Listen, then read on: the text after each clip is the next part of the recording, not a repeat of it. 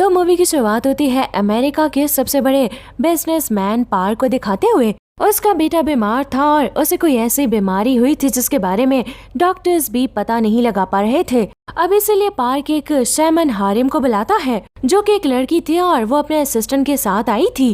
फिर हारिम उस बच्चे को कुछ रिचुअल्स करके चेक करती है और पार्क को बताती है कि इस बच्चे के साथ जो भी मसला है वो इसके दादा या फिर परदादा के साथ जुड़ा हुआ है। इसलिए वो पार्क से इस बारे में पूछती है तो उसे मालूम पड़ता है कि वो लोग सालों पहले कोरिया से अमेरिका शिफ्ट हो गए थे। पार्क उसे ये भी बताता है कि मेरे पिता पैरालाइज हैं और मेरे दादा वो तो 100 साल पहले ही मर चुके हैं। लेकिन पार्क हारिम को ये भी बताता है कि हमारे खानदान में पैदा होने वाले पहले बच्चे के साथ कुछ इसी तरह के मामलात रहते हैं। अब इसलिए हारिम उसे तसल्ली देती है और कहती है कि सब कुछ ठीक हो जाएगा, बस उसके लिए हमें और लोगों की जरूरत पड़ेगी और क्या पता हमें कोरिया भी जाना पड़ जाए। उसके बाद हम कोरिया में किम को देखते हैं जिसका काम था कि मरने वाले लोगों के लिए ऐसी जगह को ढूंढना कि उन्हें मरने के बाद कोई मसला ना हो, क्योंकि अगर सोल्स को कोई प्रॉब्लम होती है तो वो अपनी फैमिलीज को तंग करती हैं।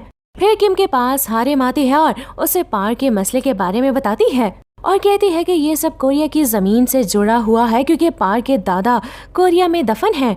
अब इसलिए हारिम किम से इस काम में मदद मांगती है और किम भी मान जाता है। अब दूसरे दिन पार्क भी किम के पास आता है क्योंकि उसे अपने दादा का एक ज़ोमा करवाना था, यानी कि एक बॉडी को निकाल कर दूसरी कब्र में दफनाना। इसलिए पार्क किम को अपने साथ लेकर अपने दादा की कब्र पर जाता है। यहाँ पर किम ये देखकर हैरान हो जाते हैं क्योंकि उसकी कब्र पहाड़ों के बीचों बीच थी और उसके आसपास काफी सारी फॉक्सेस भी घूम रही थी और ये कोई अच्छी चीज नहीं थी। अब जब वो ग्रेव के पास जाते हैं तो उनकी कब्र पर कोई नाम भी नहीं लिखा हुआ था।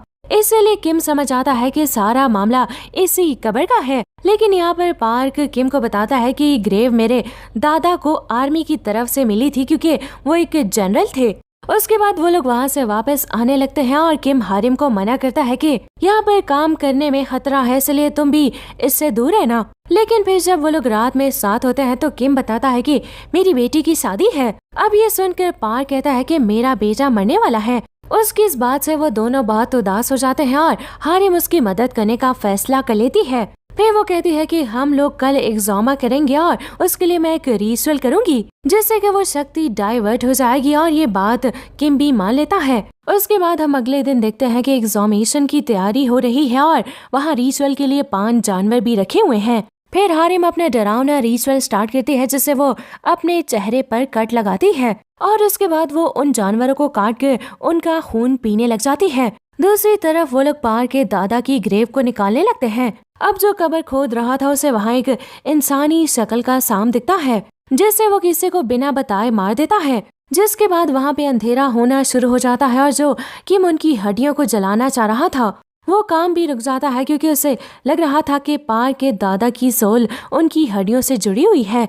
अब इस सब के बाद किम जाकर पार्क के दादा की ग्रेव के बारे में लोगों से मालूम करने लगता है, लेकिन ज्यादातर लोगों को उनकी ग्रेव के बारे में मालूम नहीं था और जिनको मालूम था उनका ये कहना था कि उनकी ग्रेव खजाने से भरी हुई है। फिर हम एक आदमी को देखते हैं जो लालच में पार्क के दादा के कॉफिन को खोल देता है। अब जिससे पार्क के दादा की सोल गुस्से में भरी हुई वहाँ से निकल जाती है और अब इस बारे में हारिम को पता चल गया था, इसलिए वो उनकी सोल को कैद करने के लिए एक रिचुअल स्टार्ट करती है। मगर शायद अब तक देर हो गई थी क्योंकि उनकी सोल अपने घर पहुंच गई थी, जहाँ पर जाकर उन्होंने अपने बेटे और उसकी बीवी यानी पार्क के पेरेंट्स को जान से मार दिया था। उसके बाद उनकी सोल पार्क तक भी पहुंच जाती है और जब वहाँ पर किम आता है तो वो देखता है कि पार्क अपने दादा की सोल से पोजेस्ड हो गया था। फिर पार्क के जरिए उसके दादा की सोल बताती है कि क्यों मैं अपनी फैमिली के पीछे पड़ा हुआ हूँ। अब असल में दोस्तों, जब अमेरिका और जापानीज के बीच में जंग हुई थी तो पार्क के दादा ने अपने ही लोगों के साथ गद्दारी करके बहुत सारे पैसे कमाए थे। लेकिन जब उनकी डेथ हुई थी तो उनकी फैमिली उन्हीं के पैसों से हमेशा के लिए अमेरिका शिफ्ट हो गई थी और ना कभी उनसे मिलने कोई आया और ना ही किसी ने उनके लिए प्रेयर्स की, जबकि उनकी वजह से ही वो लोग अमीर हो गए थे। इसलिए पार्क के दादा बहुत ज्यादा गुस्सा थे और फिर वो किम के सामने ही पार्क को जान से मार देते हैं। लेकिन जाते जाते पार्क किम से कहकर जाता है कि शेर ने एक लोमड़ी की हड्डी निकाल ली है अब उसके बाद किम को बिल्कुल भी समझ में नहीं आती, लेकिन वो ये समझ आता है कि पार्क के दादा की सोल अब अपनी बेटी और पार्क के बेटे को मारने के लिए गई है। इसीलिए किम अब पार्क की आंटी को कॉल करता है, क्योंकि वो दादा की बेटी थी। वो उनको बताता है कि उनकी सोल अब मासूम बच्चों को मारने गई है, जबकि उनका कोई कसूर नहीं था, इसलिए हमें उनकी हड्डियों को जलाना होगा। ये सुनकर वो किम को इजाजत दे देती हैं, जिसके बाद किम उनकी हड्डियों को जला देता है और सब कुछ नॉर्मल हो जाता है। लेकिन दोस्तों, ये कहानी अभी यहाँ खत्म नहीं हुई है, क्योंकि इस कहानी में एक बहुत बड़ा ट्विस्ट आने वाला है। अब किम उस आदमी से मिलते हैं जिसने ग्रैंड पा की ग्रेव में उस सांप को मारा था। वो उन्हें सारी बात बताता है। ये सुनकर किम फौरन ग्रैंड पा की ग्रेव पर जाता है। वहाँ वो देखता है तो वहाँ उसे इंसानी शक्ल वाला सांप नजर आता है। अब उसे देखकर वो बहुत ज्यादा डर जाता है और वो दोबारा उसको खोदने लग जाता है। फिर कुछ देर और खोदने के बाद उसे ग्रेव में एक कॉफिन मिलता है। अब ये देखकर वो हारिम और उसके असिस्टेंट को बुला लेता है। उन लोगों को बिल्कुल भी समझ में नहीं आ रहा था कि किसने और क्यों ग्रैंड पा की ग्रेव के नीचे इस कॉफिन को रखा है। लेकिन फिर रात हो जाती है, इसलिए वो लोग इस कॉफिन को एक टेम्पल में रख देते हैं, क्योंकि उन्हें नहीं पता था कि इस कॉफिन में क्या है। वो लोग कहते हैं कि हम लोग सुबह देखेंगे, पर जाने से पहले हारिम कॉफिन के आसपास रिचुअल करके प्रोटेक्शन लगा देती है। उसके बाद किम और हारिम ग्रैंड पा की बेटी के पास जाते हैं और उससे पूछते हैं। वो बस यही कहते हैं कि वो गद्दार कैसे हो सकते हैं, वो तो कोरियन थे ही नहीं बल्कि खुद जापानीज थे।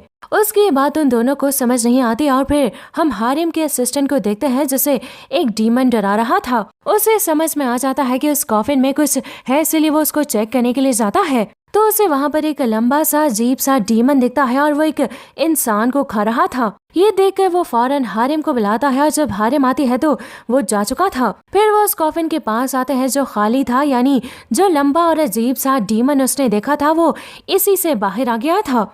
जब वो उस कॉफिन को चेक करते हैं तो उसे उसमें एक हेलमेट भी दिखता है जो सुमोरिया यानी जनरल का था। अब इसीलिए ये लोग समझ आते हैं कि वो एक जनरल की आत्मा है। लेकिन फिर तभी वो जनरल आकर हारिम पर हमला करने लगता है, लेकिन उसका असिस्टेंट उसे बचा लेता है और इसकी वजह से वो जनरल उसे जख्मी कर देता है। लेकिन जब वो हारिम को मारने आ रहा था तभी वहाँ किम और उसका असिस्टेंट आ जाता है। फिर उस जनरल को एक मुर्गे की आवाज सुनाई देती है, यानी कि सुबह होने वाली थी। अब इसीलिए वो एक आग बनकर वहाँ से उड़ जाता है। ये सब देखकर ये लोग समझ जाते हैं कि जनरल की सोल बस रात में ही निकल सकती है। फिर वो लोग हारिम के असिस्टेंट को हॉस्पिटल लेकर जाते हैं और जब उसको होश आता है तो वो पोजेस्ड हो गया था, यानी कि दोस्तों जनरल की सोल ने उसे अपने कंट्रोल में कर लिया था। और अब उस असिस्टेंट से ये पता चलता है कि जनरल यहाँ पर किसी चीज की हिफाजत कर रहा है, पर वो ये नहीं बताता कि किस चीज की। लेकिन फिर हारिम को पार की बात याद आती है कि शेर ने लोमड़ी की हड्डी निकाल ली। अब कोरिया का मैप हो गया शेर, क्योंकि वो शेर की तरह के शेप का है। और दोस्तों सीन ये था कि कोरिया को खत्म करने के लिए जापानीज ने बहुत सारे मेटल रॉड जमीन में छुपा दिए थे, यानी कि जापानीज के रिचुअल्स के मुताबिक वो मेटल कोरिया के नेगेटिव और पॉजिटिव एनर्जी को डिस्टर्ब करके कोरिया को खत्म कर देंगे। लेकिन फिर जब ये बात कोरिया वालों को पता लगी तो उन्होंने सारे मेटल्स को निकाल लिया, लेकिन यहाँ पर एक मेटल रह गया था, क्योंकि जापानीज ने वो मेटल रॉड अपने जनरल के जिस्म के अंदर घुसाकर दफना दी थी। अब क्योंकि वो जनरल बहुत ज्यादा स्ट्रांग थे और वो उस मेटल की हिफाजत कर रहे थे, और तब से लेकर जनरल की सोल अभी तक उस रॉड की हिफाजत कर रही थी। उसके बाद जापानीज ने उस कॉफिन के ऊपर पार के दादा की कब्र बनवा दी थी, क्योंकि वो भी एक जनरल थे। फिर किम और हारिम उसी ग्रेव के पास जाते हैं और रिचुअल स्टार्ट करते हैं, जिससे कि जनरल की सोल वहां आकर उन लोगों पर हमला कर देती है। लेकिन जब हारिम उस पर खून फेंकती है तो वो चीखने लग जाता है, जिससे कि किम को समझ में आ जाता है कि खून से उसे तकलीफ हो रही है। फिर वो एक लकड़ी पर खून लगाकर उसके अंदर घुसा देता है, जिससे वो जनरल मारा जाता है और सब कुछ नॉर्मल हो जाता है और हारिम का असिस्टेंट भी ठीक होकर वापस घर आ जाता है। फिर मूवी के लास्ट सीन में हम देखते हैं कि किम की बेटी की शादी चल रही है और वहाँ हारिम और उसका असिस्टेंट भी है और वो लोग काफी खुश थे। और फिर दोस्तों इसी के साथ ये मूवी, ये कहानी दी एंड हो जाती है।